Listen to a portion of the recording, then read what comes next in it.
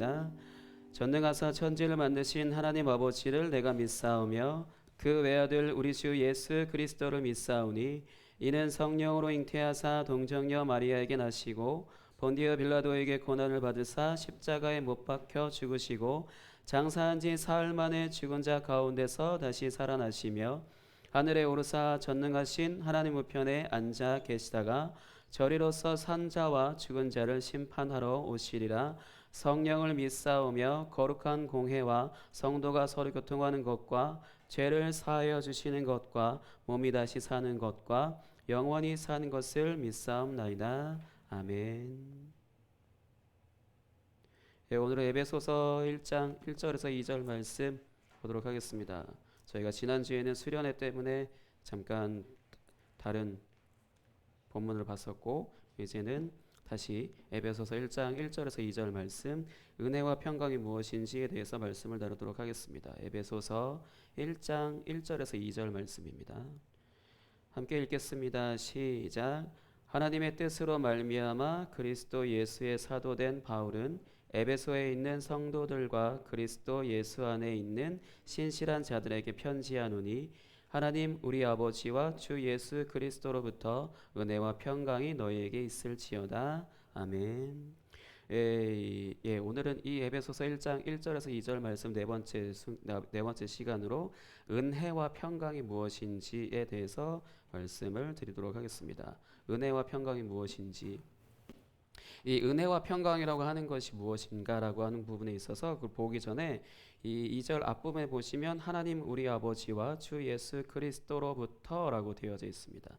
이 은혜와 평강이라고 하는 것이 하나님 우리 아버지와 주 예수 그리스도로부터 나온다라는 이런 뜻이죠. 이걸 가지고 지지난주에 제가 하나님의 꿈이라는 제목으로 말씀을 전했는데 그 부분과 이 부분을 같이 연결해서 보시면 이 말씀을 통해서 하나님께서 이걸 말씀하고 싶으시구나라는 그런 부분들을 발견할 수 있으실 겁니다. 그러니까 하나님 우리 아버지와 주 예수 그리스도로부터 있다라는 것은 두 분이 뭔가 있다는 거예요. 그냥 두 분이 뭔가 있었기 때문에 이 두 분으로부터 하나님 아버지와 예수 그리스도로부터 은혜와 평강이 우리에게 주어졌다라는 것이죠. 이것이 무엇이냐? 언약이에요. 하나님 우리 아버지와 주 예수 그리스도의 언약이로부터 그 은혜와 평강이 나왔다라는 것인데 좀 자세히 말하자면 새 언약이죠. 언약이란 말은 요새 우리가 잘 안 쓰는 단어 중에 하나예요. 언약이라는 말보다는 일종의 계약이라는 말을 쓸 수도 있고 그런 식으로 그런 계약이라는 단어를 쓸 수 있고 우리에게 흔한 단어는 그거지만 성경은 언약이라는 단어를 쓰거든요.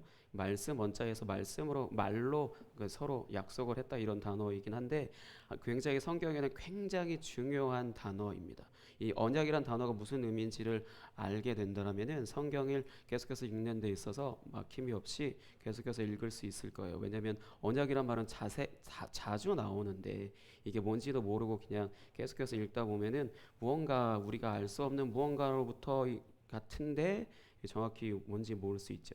이 언약이라고 하는 것은 오늘날 어떤 단어로 어떤 말로 이해할 수 있냐면 특별한 사이예요.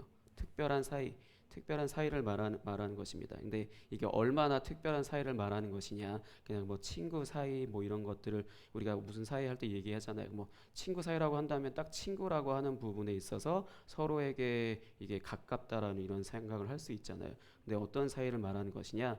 가장 비슷한 건 정확히 딱 이겁니다라고 얘기하기는 조금 어렵지만 왜냐하면 하나님과 우리 사이를 얘기하는 거에 있어서 그 부분에 있어서 정확히 딱 이겁니다라고 얘기하기가 좀 어렵잖아요. 부부 사이만큼의 서로 가까운 사이, 서로 특별한 사이를 말하는 것이고 그걸 가지고 언약이라고 하는 것인데 하나님과 이스라엘 백성들이 이렇게 언약을 맺었거든요. 그래서 출애굽기 6장 7절에 이 언약을 맺음으로 하나님은 어떤 분이시고 그다음에 우리는 어떻게 해야 되는지가 쓰여져 있는데 뭐라고 기록되어져 있냐면 출애굽기 6장 7절 말씀 너희를 내 백성으로 삼고 나는 너희의 하나님이 되리니 나는 애굽 사람의 무거운 짐 밑에서 너희를 빼낸 너희의 하나님 여호와인 줄 너희가 알지라 라고 되어 있어요. 그 이스라엘 백성들을 하나님께서 그 이집트라고 하는 곳에서 그 구출해 내셨잖아요. 구출해 내시고 나서 언약식을 하시는 그런 말씀이 출애굽기에 등장을 해요. 그래서 등장을 하는데 그 부분에 있어서 이 언약을 통해서 어떤 관계가 되냐면 하나님은 이스라엘 백성의 하나님이 되시는 거고 이스라엘 백성들은 그 하나님의 백성이 되는 것이거든요. 그 부분을 그런 언약을 맺는 것인데 그러면서 특별한 사이, 그러니까 남녀가 결혼해서 부부가 돼서 서로에게 친밀한 사이가 되는 것처럼 하나님과 이스라엘 백성들도 그렇게 친밀하고 특별한 사이가 된 거죠. 다른 나라가 아니라 유독 이스라엘만 딱 선택을 하셔서 이렇게 특별한 사이를 맺으셨어요.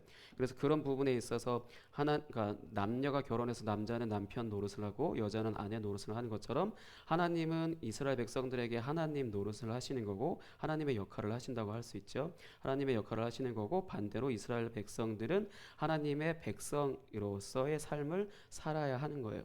그 부분에 있어서 하나님은 이스라엘에게 은혜를 베푸실 의무가 있으시고 또그 반응으로서 이스라엘 백성들은 하나님께 신실해야 하는 성경의 용어를 쓰자면 신실해야 하는 의무가 있는 거죠. 서로에게 의무가 있고 서로 그것들을 잘 지키면 이 언약이 잘 유지가 되는 거거든요. 신실하다라는 말은 오늘날 그냥 한결같다 이런 부분이라고 생각하고 되고 또 한편으로는 충성이라는 단어로 이렇게 생각을 하면 되거든요. 하나님께 충성해야 되는 부분이에요. 근데 신실하다라는 단어를 썼을 때는 어떤 또 의미를 가지고 있냐면 여자가 자신과 결혼하게 될 남자, 혹 결혼한 남자에게 그 한 사람만 보고 사는 것과 같은 그 부분을 가지고 신실하다는 단어를 이렇게 쓰거든요. 그렇게 한 신부가 돼서 자신과 결혼하기로 되어 있든 결혼을 했든 그 한 사람만 보고 사는 것 그것을 신실하다라고 할 수 있는데 이스라엘 백성들은 하나님만 보고 살아야 되는 그런 의무가 있는 거죠. 그걸 서로에게 잘 이행을 했을 때는 그 언약 관계가 잘 유지가 되고 이렇게 계속 살 수가 있는 거예요. 왜냐하면 그런 식으로 그렇게 조건을 가졌으니까. 그렇게 했을 때 이스라엘이라는 나라가 어떻게 되냐? 성경의 뭐 역사서라고 할 수 있는 부분 여호수아서부터 이렇게 쭉 보시면 하나님과 언약을 잘 이스라엘 백성들이 유지를 하면 이스라엘이라는 나라가 강대국이 되거든요. 그래서 주변국을 막 침략하고 이런 건 아니지만 굉장히 강대국이 되기 때문에 주변 나라가 감히 침략할 엄두를 못 내는 거예요. 왜냐하면 굉장히 풍성한 삶을 살고 그 다음에 그 국력으로 치면 강대국이 되어 있으니까 심지어 거기에 하나님이 지키고 계시니까 그게 강대국인 거거든요. 그래서 강대국이 되니까 나라가 잘 유지가 되고 나라가 잘 살게 되고 이렇게 해서 그렇게 안전하게 이렇게 살 수가 있죠. 그렇지만 이스라엘 백성들은 여러분들이 성경을 보시다 보면 아실 텐데 그래서 전 어렸을 때도 그렇고 최근에도 그렇고 계속 성경을 읽다 보면 아니 요즘 읽으시는 분들도 저한테 가끔 얘기하는 게 뭐냐면 도대체 이스라엘 백성들은 머리에 뭐가 들었길래 계속해서 이렇게 계속 반역하고 불순종하고 계속해서 또 실패하고 또야라고 계속 얘기할 정도로 왜 성경 보면 한 번 혼났으면은 정신 차렸을 것 같은데 또 실패하고 또 언약 위반하고 또 죄짓고 또 계속 이러는 거예요. 계속 그런 부분들이 성경에 기록되어 있어서 보다 보면은 도대체 왜 이럴까 난 이런 생각을 하게 되는데 사실 목사님도 이 시대에 여기서 살았으면 똑같을 것 같기는 해요. 우리는 지금 성경을 보고 있어서 책을 읽고 있는 하나의 독자로서 책을 읽고 있으니까 이 사람들에 대해서 판단을 하죠. 이 상황에 우리가 여기 이 나라 백성이라고 세보세요. 거기서 이 나라에서 산다고 한번 들어가서 한번 산다고 해보세요. 그러면은 전혀 100번 공감을 할 거예요. 이렇게 계속 이 사람들이 실패하는 것. 왜 목사님 또 실패 얘기를 하냐? 이스라엘 백성들이 정말 이 언약에 실패를 해요. 계속 실수하기도 하고 죄짓고 다시 회개하지만 또 죄짓고 또 회개하지만 또 죄짓고 또 회개하지만 또 죄짓고 하는 부분이 성경에 쭉 써 있어요. 원래 사람은 다 그런 것 같긴 해야 돼요. 그렇게 해서 결국 언약을 유지를 못해요. 그래서 성경의 구약에는 이스라엘 백성들이 그 언약을 유지를 못하는 이야기들이 좀 자주 이렇게 기록이 되어지거든요. 그래서 나라가 어떻게 되냐? 물론 이스라엘이라는 나라 국가 다윗이 왕으로 되어지는 그 시대에는 강대국이고 그렇게 되어져 있지만 그 이후에 불순종하고 언약을 위반하고 그런 부분들이 반복됐을 때는 나라가 둘로 쪼개지죠. 그래서 뭐 남유다다, 뭐 북이스라엘이다 이런 거 여러분들이 뭐 초등부 때나 아니면 어떤 공과 공부 같은 거 했을 때 그냥 한번 들어보셨을 텐데 나라가 둘로 쪼개져요. 이것도 언약 위반을 해서 그런 거고. 그렇게 해서 또 그렇게 어느 정도 지내다가 북이스라엘이라는 나라는 그 아수르라고 하는 성경에 기록된 대로 그 단어 쓰자면 아수르라고 하는 나라에 의해서 멸망당해요. 멸망당하고 그리고 나서 또 한 몇십 년, 몇백 년 후에 일정 시간 후에 남유다는 바벨론이라고 하는 나라의 침략을 받아서 나라도 거의 멸망당하고 포로로 끌려가죠. 그래서 성경의 예언서 같은 부분은 그렇게 포로로 끌려가고 해서 그 이야기들이 그 전과 그 후 이야기들이 이렇게 기록되어져 있는 거고, 그러니까 역사서는 이스라엘 백성들이 이게 불순종하는 이야기들이 주로 기록되어져 있고, 예언서는 그 예언자들이 그 나라를 향해서 너네 언약 까먹었니? 너네 잘못하면 죽어. 맞기 전에 돌아와 뭐 이런 식으로 그런 말들이 주로 이렇게 쓰여져 있거든요. 그렇게 해서 결국은 나라가 둘로 쪼개지고 그 다음에 하나가 망하고 그 다음에 또 하나가 또 이제 또 주변국의 침략을 받아서 포로 생활까지 하게 되는 이스라엘 하나님의 선택한 백성임에도 불구하고 그렇게 다른 나라에 잡혀가서 포로 생활을 하게 되죠. 이게 왜 그러냐? 기본적으로 말해서 언약을 위반했기 때문에 하나님이 하나님 되시고 그 다음에 우리가 하나님의 백성이 된다라는 그 관계를 이 언약을 맺은 사이를 잘 유지를 해야 되는데 그렇게 하지 못했던 것들 그런 부분들이 구약은 그렇게 주로 기록되어져 있고 그것 때문에 이스라엘 백성들이 그렇게 멸망을 당하게 된 겁니다. 예레미야 31장 31절에서 34절 말씀엔 그렇게 해서 이 이스라엘 백성들한테 하나님이 뭐라고 말씀하시냐면 31절부터 34절 제가 읽어드릴 테니까 한번 성경 찾으시고 귀로 잘 들으세요. 예레미야 31장 31절에서 34절 여호와의 말씀이니라 보라 날이 이르리니 내가 이스라엘 집과 유다 집에 새 언약을 맺으리라. 방금 새 언약을 맺으리라 하셨죠. 이 언약은 내가 그들의 조상들의 손을 잡고 애굽 땅에서 인도하여 내던 날에 맺은 것과 같지 아니할 것은 내가 그들의 남편이 되었어도 그들이 내 언약을 깨뜨렸음이라 여호와의 말씀이니라. 그러나 그날 후에 내가 이스라엘 집과 맺을 언약은 이러하니 곧 내가 나의 법을 그들의 속에 두며 그들의 마음에 기록하여 나는 그들의 하나님이 되고 그들은 내 백성이 될 것이라 여호와의 말씀이니라. 그들이 다시는 각기 이웃과 형제를 가르쳐 이르기를 너는 여호와를 알라 하지 아니하리니 이는 작은 자로부터 큰 자까지 다 나를 알기 때문이라. 내가 그들의 악행을 사하고 다시는 그 죄를 기억하지 아니하리라 여호와의 말씀이니라. 아멘. 그러니까 이렇게 해서 불순종했고 그렇게 멸망하고 그렇게 포로 생활을 하는 그 이스라엘을 향해서 내가 이스라엘 집과 유다 집에 새 언약을 맺으리니 이제 새로운 언약을 맺겠다라고 말씀하신 거예요. 32절에는 그 출애굽을 시켰죠. 이스라엘 백성들을 애굽에서 구출시켰고 그렇게 해서 맺은 언약과 같지 않대요. 그 언약은 내가 그들의 남편 노릇을 했음에도 불구하고 그들이 그것을 어겨버렸다라는 거죠.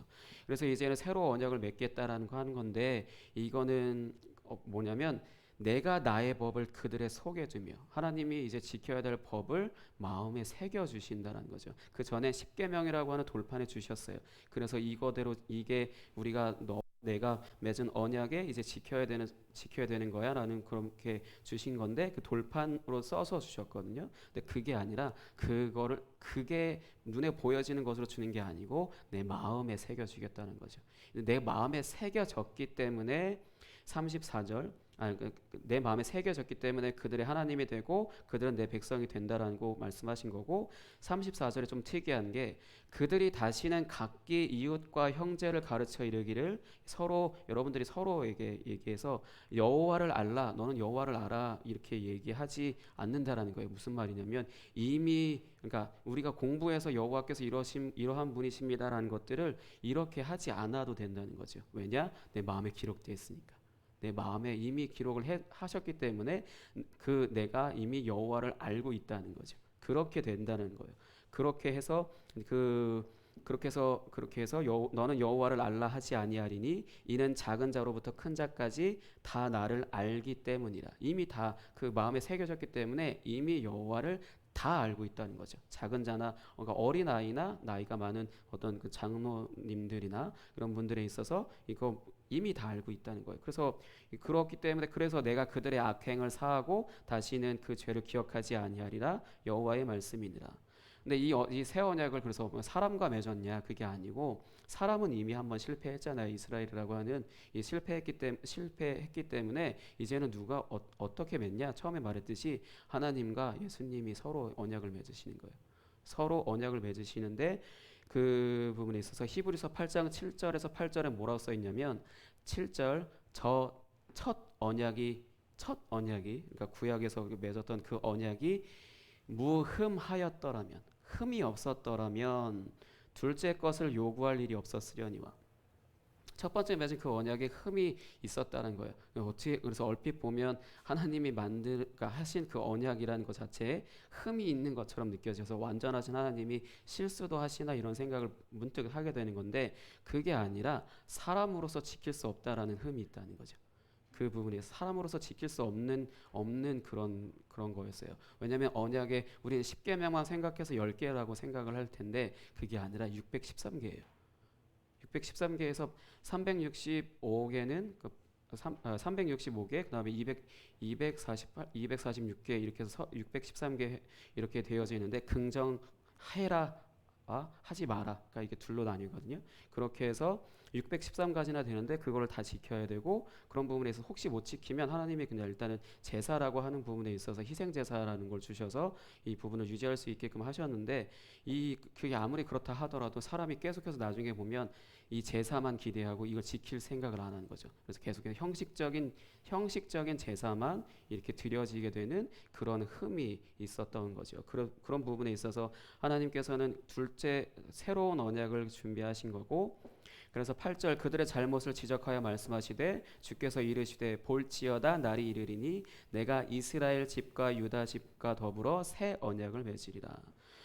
그렇게 해서 하나님과 예수님 이 사이에 언약을 이렇게 새 언약을 이렇게 맺으신 거예요. 그래서 그 새 언약을 맺으시기 위해 예수님이 십자가에서 죽으신 거거든요.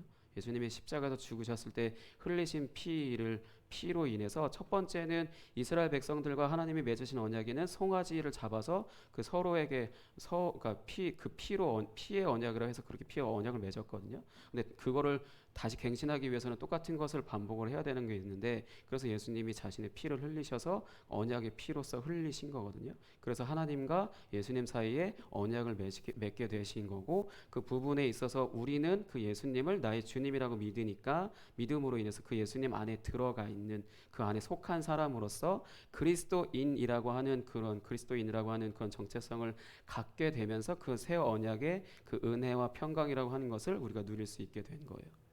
우리가 할 수 있는 부분은 하나님께 열심히 뭔가 율법을 지키고 뭐 계명을 지키고 열심히 신앙생활하고 그런 부분들보다는 예수님을 믿는 그것만으로 우리는 그 언약에 들어가서 그 언약 관계 안에서 누리는 그런 은혜와 평강을 누리게 되어지는 것이죠. 근데 어떻게 그러면 이렇게 되냐? 그러면 내가 예수님 믿습니다 이 말만 하고 평상시에 아무렇게나 막 살아도 되냐?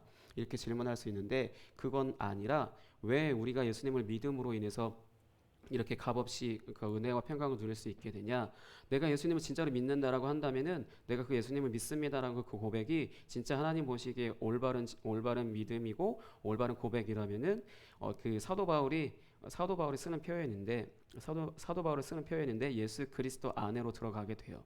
예수 그리스도 안에 들어가게 되는데 내가 걸어서 들어가는 게 아니고 내가 진짜로 예수님 그러니까 복음을 듣고 올바른 믿음을 가지게 됐을 때 나의 영혼을 성령 하나님께서 그리스도에게로 이끌고 가신다라는 거예요. 그래서 그리스도 안에 들어가 있게 하신다라는 거죠. 그것 때문에 내가 그리스도인으로 살게 되는 거고, 그리고 그렇게 해서 예수님과 하나님 사이에 맺은 그 언약 관계 안으로 내가 들어가게 되어지는 부분이에요. 내가 하나님과 직접적으로 언약을 맺었으면, 내가 잘못했으면 내가 지옥 갈 수 있는 가능성이 커지죠. 사람이 실수할 수도 있고 뭔가 잘못할 수 있으니까. 근데 하나님과 예수님과 맺은 그 언약 사이는 깨질 수 있을까요? 절대 안 깨지죠. 하나님과 예수님 사이에서 맺은 언약은 절대 깨질 수 없거든요. 우리는 그 절대 깨질 수 없는 그 언약 안에 들어가서 그냥 은혜와 평강을 누리는 걸, 그렇게 사도 바울이 이렇게 말씀을 하고 있는 거예요. 그렇기 때문에 그럼 내가 방금 말했듯이 아무렇게나 살아도 되냐 그런 생각을 처음에는 할 수는 있죠. 왜냐하면 진짜 내가 뭔가를 열심히 하지 않아도 될 것처럼 이렇게 들리잖아요.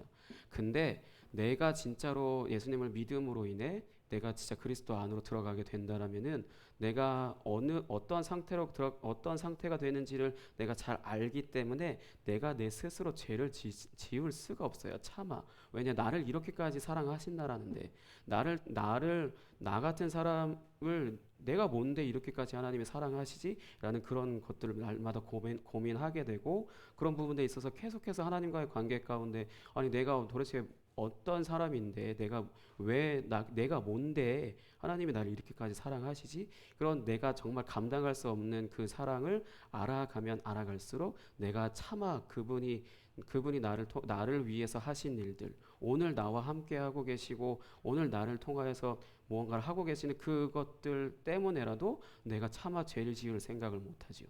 차마.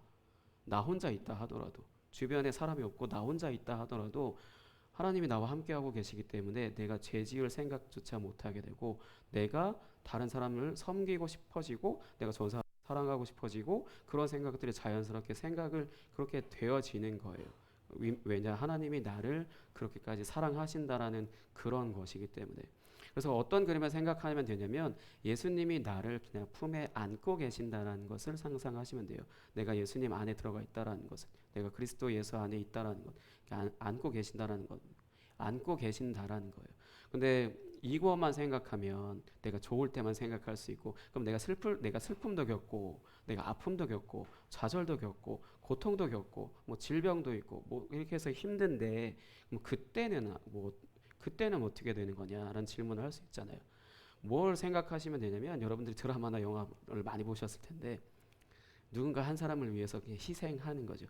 대신 총 맞거나 아니면 그렇게 어떤 사람한테 뭐 차가 오거나 했을 때 이렇게 구출을 해낸다거나, 그러니까 그런 부분에 있어서 뭐 아플 때 병간호를 하는, 그 다음에 그 어떤 불의한 일을 당해서 나 혼자 그냥 너무 슬퍼서 울고 있는데 나와 같이 옆에서 울고 계시고, 그다음에 내가 어떤 뭐 폭력적인 일을 당한다 했을 때, 불의한 일을 당하고 있을 때 그때 나를 덮어주고 계시고, 그런 부분들을 상상하시면 돼요. 내가 그런 예수님은 내 눈에 보이지 않지만 내가 예수 그리스도 안에 있다라는 것은 나의 모든 순간에 함께하고 계셔서, 내가 스트레스를 받고 있는 상황에서도 그 부분에 있어서 옆에서 계속해서 지켜주고 계시고, 나 혼자 외로워서 혼자 어딘가에 그냥 나도 모르게 그냥 털썩 주저앉아서 가만히 있는 그 상황에서도 눈에 보이진 않지만 예수님은 나와 옆에 같이 앉아주고 계시는 거고, 내가 아파서 누워 있을 때는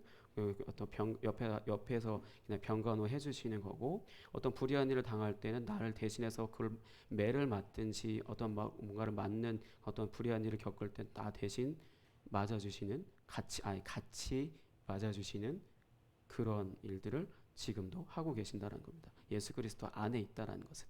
그래서 목사님 같은 경우는 이런 부분들을 말씀을 통해서 알았을 때 가장 많이 하는 건 뭐냐면요, 말마다 내가 예수님 안에 있습니다라는 이런 말들을 수시로 이렇게 말하고 하거든요. 그래서 운전을 할 때도 그 부분을 입으로 얘기를 하고 이렇게 운전을 하게 되고, 그리고 내가 뭔가 힘든 일을, 안 좋은 일을 딱 겪을 때도 그냥 그걸로 인해서 당장은 불평이나 어떤 불만이나 그런 것들이 생기긴 하죠. 아프기도 하고. 근데 그런데도 그냥 나는 예수님 안에 있습니다라는 이런 고백들을 내가 입으로 시인하는데, 그렇게 됐을 경우 제가 방금 말씀드렸듯이 나의 모든 순간에 나를 안고 계신다라고 하는 그 예수님을 내가 그 순간 경험할 수 있게 되니까 그 고통이, 그 슬픔이, 그 좌절이, 그 어떤 것들이 내가 100% 내가 다 겪는 게 아니고 그분을 통해서 내가 겪는 거기 때문에 상당히 많이 그 감소된 것들을 내가 겪게 된 거죠. 그런 부분들을 아예 안 겪으면 좋을 텐데 우리는 겪을 수밖에 없는 상황에 늘 이렇게 노출이 되잖아요. 그 노출이 되어지는 그 상황에서 그냥 나 혼자 버려지는 것이 아니고 그 상황에서 예수님과 같이 버려진다고 생각하시면 돼요. 혹시 여러분들이 내가 버려졌다고 생각한다면은 예수님도 같이 버려지셨다고 생각하시면 돼요. 나와 같이. 내가 아플 때 예수님도 나와 같이 아프다고 생각하시면 되고 내가 뭔가를 안 좋은 일 겪었을 때 내가 예수님과 지금 같이 겪고 있다라고 생각을 하시면 돼요. 그런 부분들을 통해 여러분들이 한 살 한 살 나이를 먹어가면서 어떤 생각들이 어떻게 인격이 바뀌어지게 되냐면 그런 슬픔이나 고통이나 아픔이나 좌절을 두려워하지 않게 돼요. 그러니까 두려워서 피하고 싶잖아요. 사실 솔직히 말하면 아픈 거 누가 좋아해? 슬픈 거 누가 좋아해? 그 고통스러운 거 누가 좋아해요? 근데 사람이다 보니까 살다 보니까 어쩔 수 없이 겪잖아요. 근데 우리가 늘 피하기만 하면 나이를 한 살 한 살 먹으면 먹을수록 우리가 겪는 슬픔이나 어떤 뭐 그런 것들은 점점 더 수위가 더 높아지는다라는 거는 여러분들이 선생님한테 한번 물어보세요. 저도 마찬가지로 계속 수위 높아지더라고. 근데 내가 만약에 예를 들어서 계속 피했다. 그러면 나중에 난 진짜로 어떤 생각을 하게 되냐? 진짜로 내가 그 상황에서 그냥 그 자체를 두려워하는 사람으로 그래서 계속 피하기만 하는 나의 삶에 그래서 뭔가 이제 이루려고 해. 근데 뭔가 앞에 슬픔이 있고 고통이 있고 뭐가 딱 가로막고 도망가는 거지. 도망가는 거지. 왜냐? 계속해서 내가 나의 삶에 내가 잘했든 못했든 상관없이 나에게 오는 그것들을 내가 계속해서 피했으니까. 근데 당연히 피할 수밖에 없죠. 너무 사람이니까 너무 힘든데. 근데 예수님은 그 상황에서 또 그 상황에서 뭘 하고 계시냐? 같이 슬퍼하고 계시고 같이 아파하고 계시고 나를 안고서 절대 그러니까 놓지 않으시는 그런 분이세요. 이 부분들을 우리가 믿을 때, 이 부분들을 믿고 우리 삶에 그런 일들 벌어졌을 때 이것을 믿고 내 입으로 시인할 때 그 고통이 우리의 삶에서 짧아질 수 있어요. 더 길어지지 않을 수 있고 한 번으로 끝날 수 있습니다. 근데 그런 부분을 그렇게 하지 않고 내가 겪고 아니면 그러다 보면은 이게 두 번, 세 번 반복이 될 수도 있고 아니면 내가 그걸 이겨낼 힘이 없어서 나중에는 계속해서 그 나의 삶에 뭔가 힘들 것 같으면 내가 먼저 포기하거나 도망가게 되는 그런 일들을 내가 선택을 할 수밖에 없을 거거든요. 그래서 사도 바울은 하나님 우리 아버지와 주 예수 그리스도로부터 은혜와 평강이 너희에게 있을지어다. 좋기만 할 거야라고 얘기한 게 아니에요. 지금 여러분들은 좀 힘든 상황에 있죠. 뭔가 지금 굉장히 안 좋고 어렵고 하는 상황에 있죠. 그렇지만 여러분들은 하나님 우리 아버지와 주 예수 그리스도로부터 은혜와 평강이 당신에게 있습니다. 그걸 믿으시고 그거를 누리시길 바랍니다라는 그런 마음으로서 이 부분을 썼다라는 것을 기억하시면 될 것 같습니다. 그 부분에 있어서 여러분들도 동의하니까 누구 하나 제외됨 없이 내가 정말로 예수님을 나의 주님으로 믿고 그렇게 고백했다라면은 누구나 하나님은 다 예외 없이 그런 삶을 다 허용하셨고 이런 은혜와 평강이 여러분들에게도 있기 때문에 여러분들이 혼자서 슬픈 일을 겪으시거나 혼자 어려운 일을 겪으실 때 정말 도와줄 사람이 없어서 진짜 내가 너무 울 수밖에 없는 그런 상황이 혹시나 온다라면 안 오면 제일 좋죠. 혹시나 온다라면은 그 상황에서 이 말씀을 기억하시고 여러분들이 내가 예수님 안에 있다라는 그런 고백을 통해서 그 순간들을 잘 이겨내시기를 예수님의 이름으로 축복합니다. 그럼 이제 함께 찬양하고 기도하도록 하겠습니다. 내 영혼 안전합니다. 아까 찬양했던 그 찬양 같이 찬양하시고 기도하도록 하겠습니다.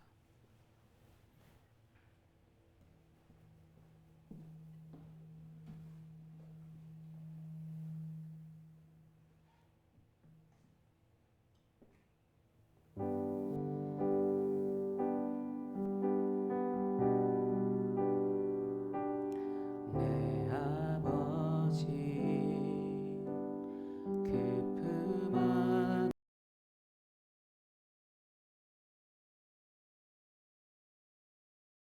품합니다.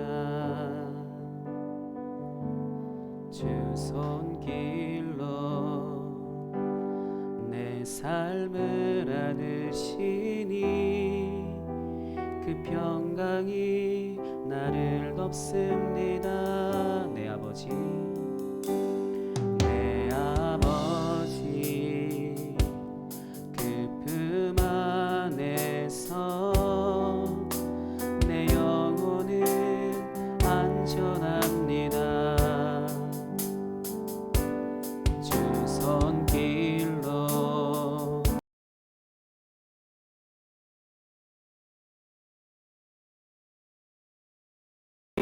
나를 덮습니다.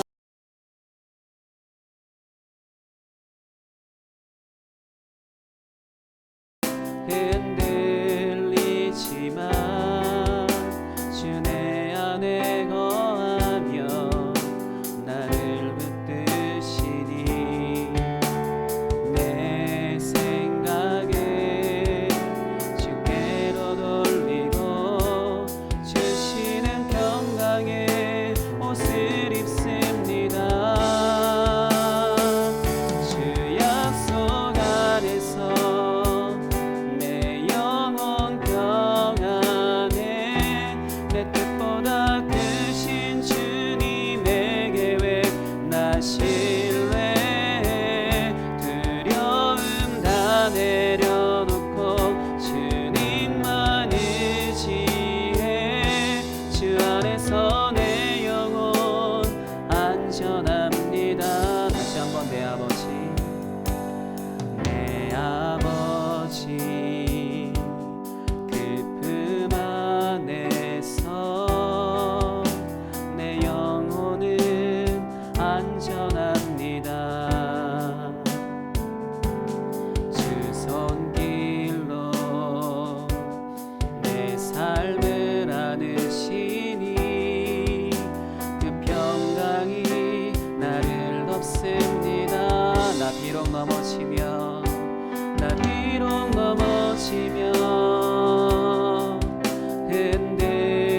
흔들리지만 주 내 안에 거하며 나를 붙드시니 내 생각을 주께로 돌리고 주시는 평강의 옷을 입습니다. 주 약속 안에서 내 영혼 평안해 내 뜻보다 크신 주님의 계획 나 신뢰해 두려움 다 내려놓고 주님만 의지해 주 안에서 내 영혼 안전합니다. 이 시간에 함께 기도하도록 하겠습니다. 방금 여러분께 말씀드렸듯이 예수님 안에서 우리의 영혼은 안전해요. 근데 우리 삶에 있어서 슬픔이 있고 아픔이 있죠. 근데 그런 상황에도 여러분들이 작은 목소리로라도 아니면 마음으로라도 예수님이라고 하는 이름만이라도 한번 불러보세요. 그냥 지나갔다라면은 그 순간이 오면 그냥 예수님이라고 계속 그냥 그 이름만이라도 불러보세요. 그렇게 되면 여러분들의 마음이 평안해질 것이고 그 한번 평안해지고 했던 부분들로 인해서 여러분들에게 있어 아까도 말씀드렸듯이 어떤 슬픔이나 아픔이나 그런 것들을 계속해서 두려워하지 않고 잘 견디고 잘 이겨내고 해서 그렇게 강한 마음으로서 하나님께서 다듬어 가실 거거든요. 여러분, 많은 사람들이 신앙생활을 열심히 하지만 이런 것들을 누리지 못하고 하는 상황에 어떤 어려움이 왔을 때 진짜로 무너지게 되는 거는 하나님은 뭔가 내가 열심히 했으니까 보상으로서 나의 삶에 좋은 삶을 예비해 두신 게 아니고 이미 우리에게 예수님 이름을 이미 주셔서 그걸 다 주셨다고 하거든요. 그걸 사용하면 되는 건데 사용하지 않으니까 그런 거거든요. 지난번에도 수련회 때 말씀드렸듯이 우리가 예수님의 이름으로 산다라는 건 그냥 우리가 하나님 앞에서 내가 자격이 없지만 내가 뭘 잘못했지만 내가 이렇지만 그래도 내가 하나님의 은혜를 누릴 수 있는 건 나 때문이 아니라 예수님 때문이거든요. 그런 기도했던 것처럼 하나님, 내가 나의 삶에 있어서 오직 주님만 주님 안에서 평안한 삶을 살길 원합니다. 나의 삶의 어려운 상황 가운데, 힘든 상황 가운데서 내가 주님을 찾을 때 주님 나를 만나주시고 나를 도와주시고 나를 새롭게 하여 새롭게 해주세요라고 이 시간에 함께 각자의 목소리로 함께 고백하며 기도하도록 하겠습니다. 하나님 아버지 감사합니다. 주님, 나의 삶에 있어서 오직 주님만 아버지 함께 하시고 내가 오직 주님을 믿음으로 인해서 아버지 이 세상은 갈수록 아버지 악해지고 아버지 어려워지고 아버지 슬픔이 더욱더 많아지는 그런 시대 가운데 아버지 우리가 어쩔 수 없이 살아가고 있지만 하나님, 그런 상황 가운데서 우리가 그것을 나 혼자서 겪는 것이 아니라 하나님과 같이 오직 예수님이 나를 안고 계신다는 그러한 그런 것으로 아버지 우리의 삶을 주님께서 감당하고 계시고 아버지 온전히 감당하고 계시다는 것을 우리가 알므로 인해서 아버지 어떤 문제가 우리 가운데 온다 할지라도 어떤 아픔이 우리에게 온다 할지라도 그것을 피하고 도망가는 것이 아니라, 물론 우리는 연약해서 피하고 도망갈 수밖에 없는 연약한 사람들이지만 나 혼자서 그 상황 가운데 있는 게 아니라 오직 주님과 함께 그 상황 가운데 있다라는 것을 우리가 알므로 인해서 어떤 상황 가운데 잘 이겨낼 수 있도록, 잘 견뎌낼 수 있도록 주님 인도하여 주시옵소서. 그렇게 행하실 주님을 기대합니다. 그렇게 행하실 주님을 찬양합니다. 오직 주님만 홀로 나의 주님 되어주시고 오직 주님만 홀로 영광 받아 주시옵소서. 감사합니다. 살아계신 예수 그리스도 이름으로 기도하였습니다. 아멘. 하나님 아버지 감사합니다. 은혜와 평강이 너희에게 있을지어다. 우리 아버지 하나님으로부터, 하나님과 주 예수 그리스도로부터 은혜와 평강이 너희에게 있을지어다라는 이 말씀 가운데 하나님께서 우리에게 아버지 주시는 그 평강과 그 은혜가 오직 예수 그리스도와 하나님과의 맺은 그 언약 사이에서 아버지 우리가 오직 예수님을 믿음으로 인하여서 오직 예수 그리스도 안에 있는 것으로 인해 아버지 우리가 누릴 수 있다는 것을 이 시간 배웠습니다. 주님, 우리가 이것을 그냥 배우고 끝난 것이 아니라 우리 삶에 있어서 어려움이 있거나 아버지 힘든 일들, 아픈 일들이 아버지 우리를 기다리고 있고 우리 가운데 오는 그 상황 가운데서 우리가 담대히 예수 그리스도의 이름으로 아버지 오직 주님을 부름으로 아버지 온전히 그 상황을 이겨나갈 수 있는 그런 강한 마음으로서 우리를 아버지 세워주시고 우리를 인도하여 주시옵소서. 오늘도 이 예배 가운데 오는 데 있어 아버지 빈손으로 오지 않고 주님께 감사의 예물을 아버지 마음을 담은 예물을 주님께 아버지 드린 모든 손길 가운데 주께서 함께하여 주시고 주님께서 축복하셔서 날마다 주님의 은혜와 평강이 더욱더 풍성하여지는 아버지 그런 귀한 은혜가 더욱더 있게 하여 주시옵소서. 오직 주님만 홀로 영광 받아 주시옵소서. 예수님의 이름으로 기도하였습니다. 아멘.